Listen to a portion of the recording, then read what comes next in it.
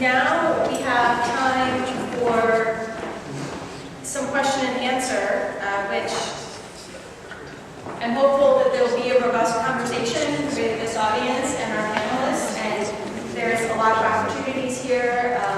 As I mentioned, you have 4 representatives from the State Preservation Office in the audience. Perhaps they can answer questions. As well as our panelists. I want to note we have a reception at the end of this event up the hill, and we had said it was going to start at 4. We were able to move it to 3:30 just as things are moving along a little bit, so I just wanted to make sure everybody know that if you end up joining us up the hill, they will be in at 3:30. So. I have a question. This is complicated stuff if you're not versed in it and dealing with it every day. How well known are these programs around the states among developers? I just spent the weekend going down to Savannah to look at property with a friend of my family, and I took a trip with a developer and developing new housing. And I said I was coming to this, and he said, poo-pooed that he doesn't know historic properties, but what is the awareness in the developer community? And if there isn't a great awareness, then obviously work needs to be done, because these programs sound great in making people come to the programs and encourage states to provide them. I mean, from my standpoint, with our relationships with both the investors and developers, I think the developers that are doing things in different states do know where to go or who to ask and who to talk to. And they do, and they can find out what are more efficient uses, what programs are easier to work with. We will happily talk, and we do get asked a fair bit from folks saying, hey, we're thinking of going down to Georgia to look at that program. What can you tell us about that program? But I do think it does take a little bit more of their initiative. I will say it's not always the easiest, and I think that is a state-by-state basis to go, pop in on a website or have a quick conversation and find something that's, like you said, not, a 5-page overview of what's going on, but really, 5 or 6 bullet points, which is what probably will tell you about 90% of what anybody would want to know. But I do really think it's within the community. The folks that do a lot of historic redevelopment do know each other. It's a small universe, and you can probably talk about it better than I can, but they know they talk to each other a lot, especially in different states and what they're doing. So I think it's more of an informal sharing of that, but it does take a little bit of you need initiative. to encourage new people to come and invest in historic properties. It's hard because And incentive.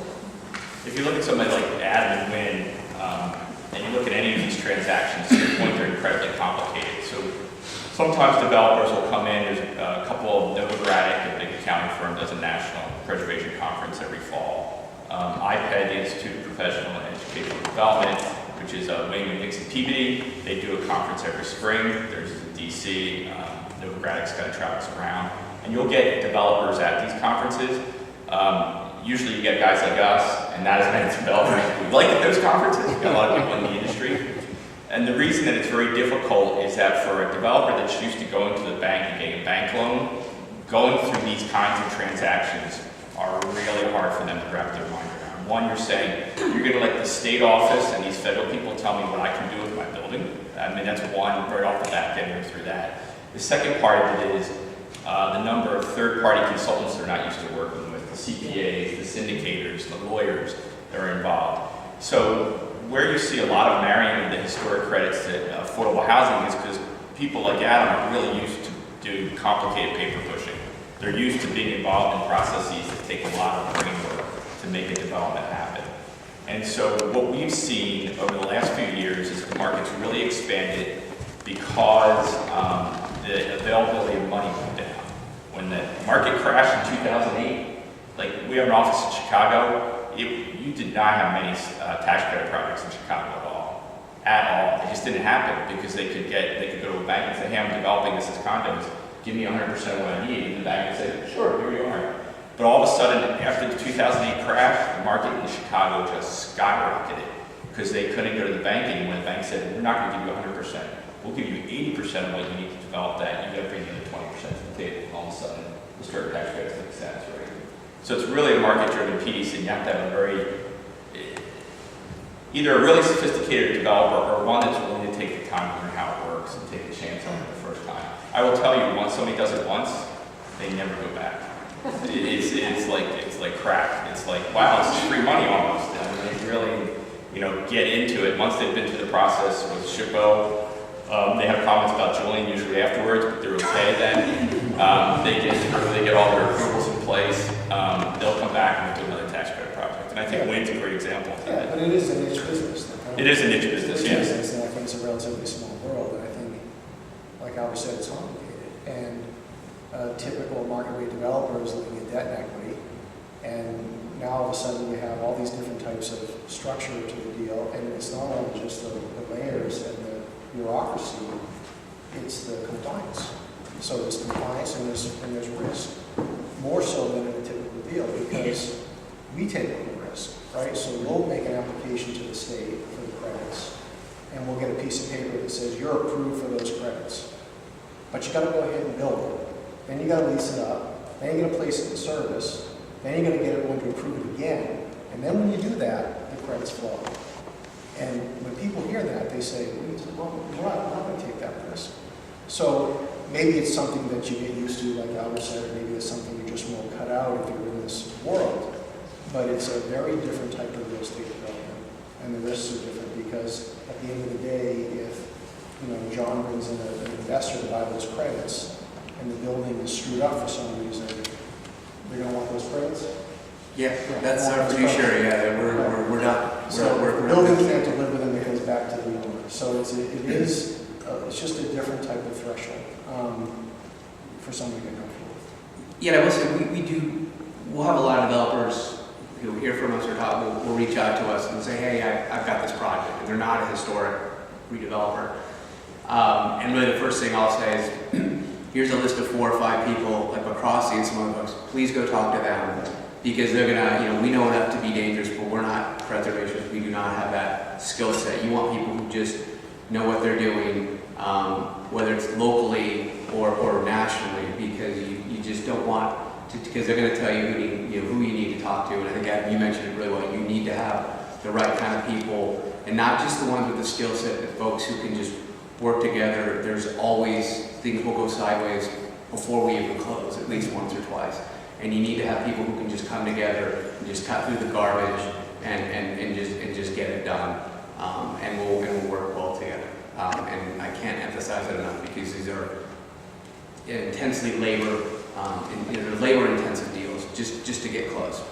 And that's when we get involved long after Adam and folks have spent a lot of time already in the weeds on it. And that's why we talked a lot about pricing today, but even making the program incrementally easier. It's one less thing for people to think about, right? Yeah, and we talked about, one thing we talked about was if you make the transferability, you can just increase the value of the state credit. I think it's great. You can bifurcate it, and you could go, one party here and one party there. And I think and that does work out a lot. That's great. But I think when we talk about some of the smaller deals as well, I think you then have the ability to use that state transferable credit as a little bit more of a carrot, because the state's going to get sold, especially in a place like New York. That's not going to be a problem at all. But where I see there could still be some issues on a smaller federal deal where you want to get that investor in there. And yeah, you might be able to get the same value, but you might take a little less on that state to incentivize the guy to come in on the federal side. But either way, if you have that flexibility, it's a developer, it's in your hands, and I think that's going to be the best for everybody. Andrew, you still have a question? Yeah, this might have come up before, and sorry I was late.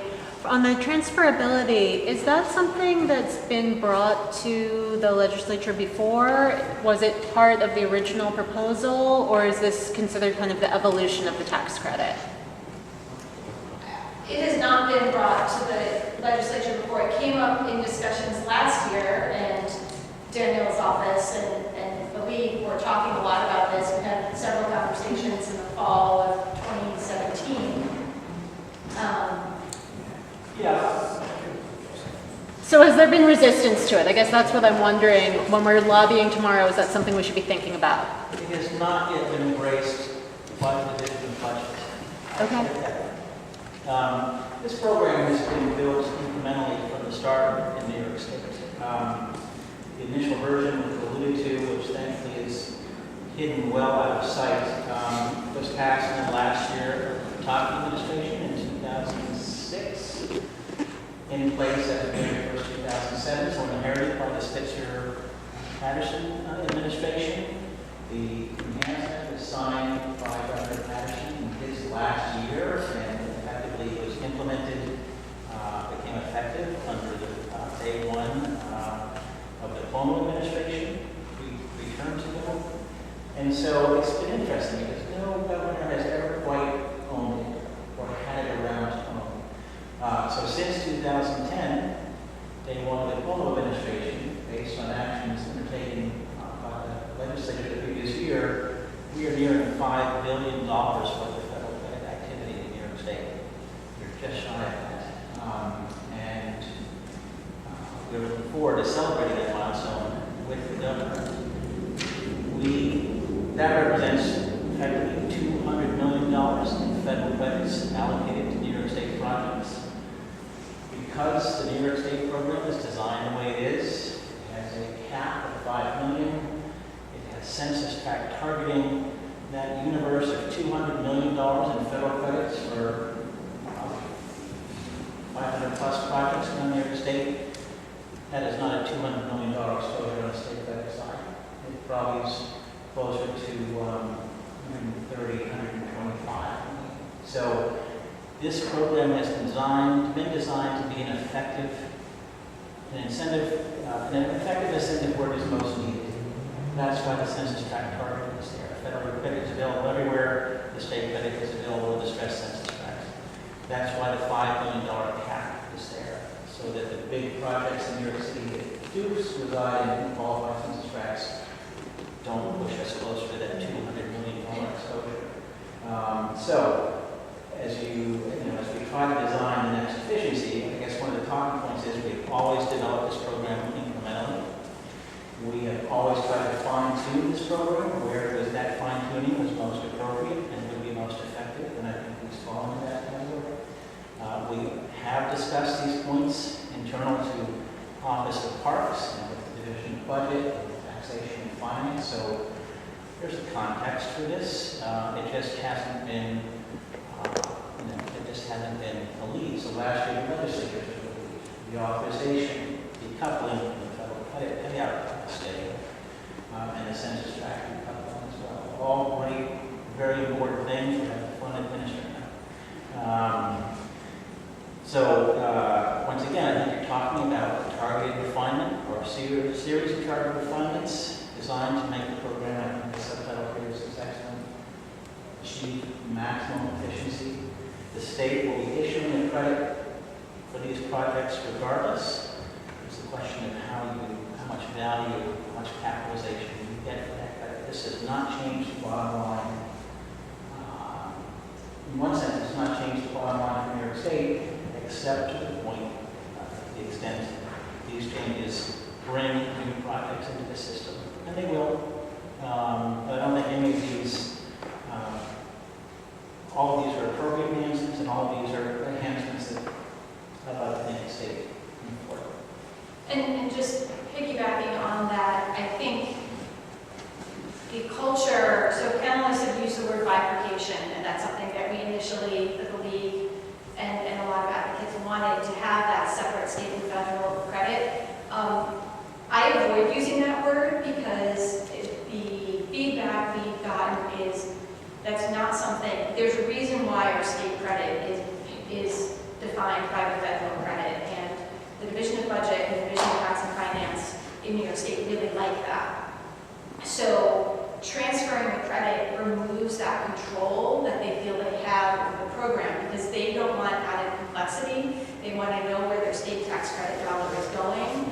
And there's some sense, we've heard through our legislative contacts, who've done some investigating, there's some sense in in the executive branch, not with the SHPO, but that they'll lose control over the tax credits if they don't know who's taking them, and it's not the same person that's taking the federal credit. And then all of a sudden they're responsible for figuring out, you know, is that person who's saying they get this state as direct tax credit really the right person? And the low-income housing credit, that was answered by the Division of Homes and Community Renewal saying, well, we'll take that responsibility in-house. So the housing agency for the state is saying we'll be responsible for the, you know, seal of approval on those transferred low-income housing credits. My understanding is that perhaps the SHPO would be willing to do that for the state historic tax credits if it's transferred, despite the fact that it's not in the governor's budget, that there's that openness. And that's really one of, so that's something you might hear, you know, well, we don't want to lose control over those credits, but we have an answer that the agency can take control of that. And obviously 18 states have control of that process. And yes, and 18 out of the 36 or 35 states that historic tax credits. No, they all handle them differently. I mean, right? Yes. I mean, the state of Texas is you're required to submit an audit with your tax credit. It goes into the comptroller's office, and they, you know, track it very closely. The Rhode Island credit, when it was up and moving, you would submit your accounting to the state of Rhode Island, and the comptroller would actually go through your QREs and sometimes discount some of them and say, no, this is not a QRE. So some states, Massachusetts, you send a transfer document that lists who's buying the credit and who's getting transferred to DOR, and they put it in a file somewhere, and it never sees the light of day. And they're just confident that somebody's using those credits, and if they really need to know who they are, they'll look it up. So it's really different flavors. Toga. Yeah, Tolga Moravsky, Greater Mohawk Valley Land Bank. So I have two questions. One for Aaron. With the census tract change, or the proposed census tract change, my concern there, and Dan kind of alluded to it, is we operate in distressed census tracts mainly, and I think that the idea is to kind of contain the HTC investment in those distressed census tracts. I look at Utica, New York, which is one of the cities we represent, sixth poorest city in the nation. And we're divided into two kind of the former red line zone and then the rest of the city. And, you know, the urban renewal area, that's where we're primarily investing. But I see if we open it up to either all or extending that a lot of that money is going to get sucked, or those credits are going to get sucked off into those other neighborhoods, not to get into, you know, social justice issues, but how is that going to be prevented from it to go into the affluent neighborhoods or more affluent areas? So that's a great question. We don't have a cap on the number of credits we award, unlike Massachusetts. So there's not, you know, it's not like the credits that are offered here can't also be offered here because they're all as of right. In terms of developers being interested in one neighborhood over another, I hear that the census tract definition still exists, and because our cities are so distressed, most of the cities only have maybe one or two census tracts that don't already qualify. Mm-hmm. And are they slightly wealthier? Yes. So there's one in Buffalo that doesn't qualify, or two in Buffalo that don't qualify, and they're pretty affluent neighborhoods, but they do have areas that still need investment. On the other hand, there's a neighborhood in Rochester in a census tract that is in a transition window right now. It did qualify, and now it doesn't. It's in the middle of becoming a National Register Historic District. It is if you know the Pine Hills neighborhood in Albany, it's just like that. It's kind of like the midtown or uptown neighborhood in Utica, which maybe that's affluent, but it still needs a lot of investment. And they're going to fall out of qualification, but for this. So we don't think the fiscal impact on it is going to be that large. They've done analysis. The Assembly Ways and Means did analysis of it last year. I think the State Restoration Office did their own analysis. And we don't think it's going to be a large, have a large fiscal impact. But if if there is no cap and it drives up the number of projects, is there a risk that it might, capitulate the whole program if there's? Well, to Albert's point earlier, if you end up with a gold standard and you end up with a really serious fiscal impact, it could. Yeah. And we're going to need to reauthorize this credit again in 2 years. We're going to be seeking another 5-year window, 3 years. So it could, but it also is framed as an equity issue around the area. And let's use Albany as another example. We have a lot of neighborhoods. The census tract boundaries are their own political boundaries. They're not neighborhood boundaries, they're a political boundary. And there are census tracts that, because of the way the boundary is drawn, there are neighborhoods that really need that investment. And, so you can flip that social justice issue as well. That because Sure. they have one half of the census tract that have a lot of wealth, then the other half that really needs the investment isn't going to get it. Okay, and fair enough. I just wanted to make sure that that was in the discussion. And then I had a question for the panel. One of the things that we're interested in is the land bank, and I know Albany Land Bank is also represented. We have a lot of maybe single family or maybe 2 to 3 unit homes, but we have a large amount of them. So right now we're working with 30 to 40 different rehabs that are all or mostly HDC eligible, and we're wondering, with the transferability, would that make it more likely to do scattered site investment, where we might be going in and offering, the credits for 30 projects, but they're, 1 to 4 units, because, we're trying to find a market. We're moving many of those projects together concurrently. So that's an interest that, we have. I mean, I think on a state basis, yeah, it would definitely help. I mean, we've worked with projects in different states, which has been a bit of an amalgamation of different properties. There are typically, some common elements, i.e. develop ownership and hopefully financing or construction financing as well. On the state side, I think it's easy. On the federal side, I think you'll still probably need, to group them up, hopefully, like I said, with common ownership, and then we look at common support guarantors, whatever you want to call it. That's the way we've seen some smaller deals get done. And we're doing a deal right now up in Rochester, which is, literally 6 buildings, contiguous, but all separate sort of addresses and deeds. And, it is common ownership, but they're all basically 2 to 3 level buildings that I don't, altogether, I think the credits are around $1.5 million of federal and $1.5 million of state. There's no way we could do that on a one-off basis. So really anybody could sort of on, maybe a local level, you could get somebody to do it, but for something like us, we would just, the deals would just get eaten up in professional fees before, it was worth anything. Glenn? Aaron, I know the elected officials I'll be meeting with tomorrow, and they're very smart people, and they're among the most effective of their colleagues, but explaining some of this to them is going to be a challenge. I wonder, panel, if you can help me explain or restate. I think, Albert, you did it, and you touched on it, Adam. This notion of waste. I think they would get waste. That the state's spending $1, but only 50 cents, 60 cents is going into the project. I think that's a concept they'll understand for supporting transferability. Could you just reiterate that again? Because I was trying to catch up with your explanation. I can start on just on the leveraging side, right? Leveraging of the credit. Again, we're leveraging in a typical capital stack. So if you have a 30 or 40 or $50 million project, the state historic makes up 20-25% of that capital stack in a location like Massachusetts or Connecticut. In New York, because you're getting a lower price for that credit, maybe only make up $15 million, or $17 million. So you're leaving money on the table by not having a competitive sales price for those credits in a state like New York that doesn't have transferability. So you're not leveraging those resources effectively.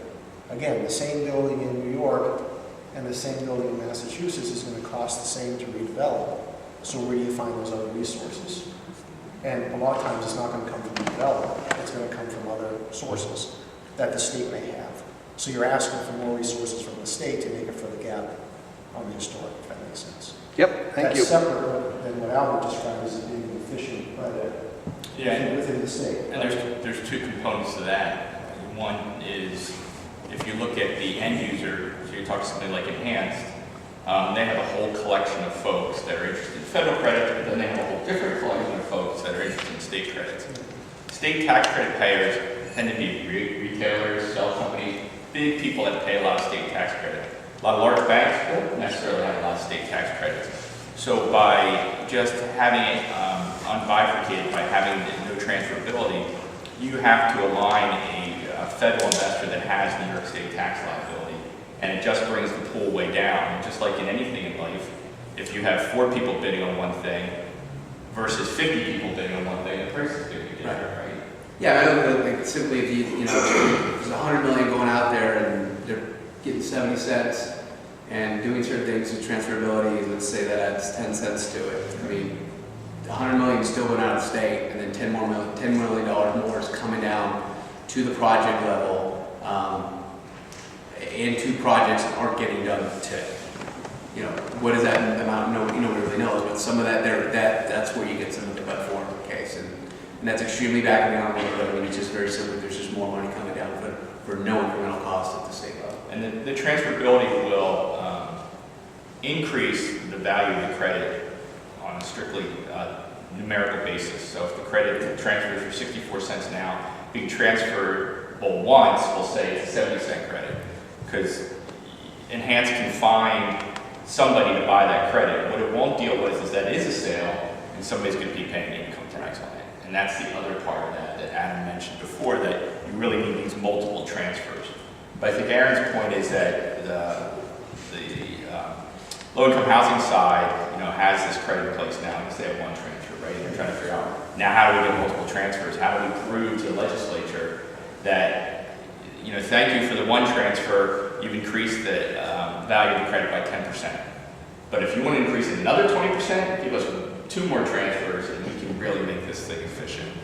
And hopefully for a legislator, they'll look at it and say, so you're telling me I'm giving you $1 and we're getting back, you're basically generating 60 cents of investment. Why does that make sense? We're losing 40 cents off the top, which is a disincentive to somebody like Adam, or even Enhanced to look at a state like this. Like, why should we spend our time when we can go to Texas and transfer it like this, they're doing nothing, and really help our clients out? We can make money, they can make money, right? So it's just and it's really hard. It's really, you have to do this every year. You have to go to your legislature, because eventually you'll find somebody that kind of gets it and understands it. And there's a lot of people that don't understand how real estate works, and they'll be like in Massachusetts, the Secretary of State, who literally hands out these credits. He doesn't get why, Adam will say, I need $500,000, and he'll say, here's $1 million. And Adam will say, well, I'm going to get another $500,000. We had a client in a very small project that needed $48,000, got allocated 40 grand. He had to borrow $8,000 from his dad, literally, to finish the project, right? Because it's that, when these guys write these performas, it's that tight. The numbers are that tight. So I think in going to the legislature, it's really talking about, how it's going to make it more efficient from that perspective. It's going to increase its value, do that. I think the other thing about it, it's the same old spiel that you always say about the state credits. The credits are getting all the value up front relative to that. Adam's taking all the risk. He's starting construction. He's doing all this. He's investing in the state of New York for 2 years before he ever sees a dime of the state's money. He's using somebody else's money to do that development, saying, when I'm done in 2 years, the state's going to give me some money and I'm going to use that money to pay you. But you're going to lend me that money first. So Adam has already spent $5 million, $10 million, $15 million in making that investment. So benefiting him to spend that money, incentivizing him to spend that money and lowering his risk is a great thing. It just makes it more efficient and more effective for him to be in the state. Thank I think another couple of arguments you could use, you could try what I did last year, as I went up at legislative time to Hartford to advocate for raising the cap. I used New York State as a foil, saying, New York State just passed this new enhancement to the state tax credit. They're going to clean our clocks if we don't raise our cap. It wasn't a compelling argument last year, but we're still working on that. But you can use Connecticut as a foil. And you can say, with all honesty, that Connecticut, which had been a very hermetic kind of development community for a long time, is now attracting developers from the West Coast to invest in projects that have been sitting empty and undeveloped for 30 years. So we have Portland, Oregon developers working in New Haven, and so it's really going to bring in other people. It's going to bring in new revenue from outside the state. So beat up on Connecticut. Go ahead. I just want to know this. So, I mean, I can understand, I'm trying to get a grasp of like the big picture that you're talking about, but then when you were talking about like that Ukrainian school, it also applies to like small mom and pop projects? Yeah, I mean, it's flexible enough. The federal tax credit is just too expensive to syndicate. In Connecticut, we can't do a federal tax credit unless the project has at least a minimum of $2 million. And I know in New York, I think it's $5 million, right? So it just doesn't work for anybody. Nobody wants to touch it in Connecticut. And so the state tax credit, because it's uncoupled from the federal, can be used for those smaller projects without the federal tax credit. So like you said, And they could have, $40,000.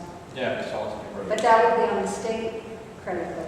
Yeah, so they're basically they're foregoing using a federal credit. yeah. They're just saying, we don't need the federal credit. Well, they They could could use use it. it, They but- could have used the federal credit, but it didn't work for their numbers. So the state tax credit did, and it gave them, they didn't have, in that project, I should have mentioned this, they didn't have a lot of overhead costs for design. They were just really bringing the building up to code. So they had a preservation consultant and they had an expediter who filed, all the improvements. And that was acceptable because the preservation consultant was able to articulate the project to SHPO to get it get it approved. But they couldn't have done that project without the state tax credit. And it would probably be gone by now. And they were not real estate people. They were two neighbors that lived in the neighborhood and wanted to save the building. And it's what everybody wants to do in this field. So it's a great story. So in other words, in New York, it's not going to be a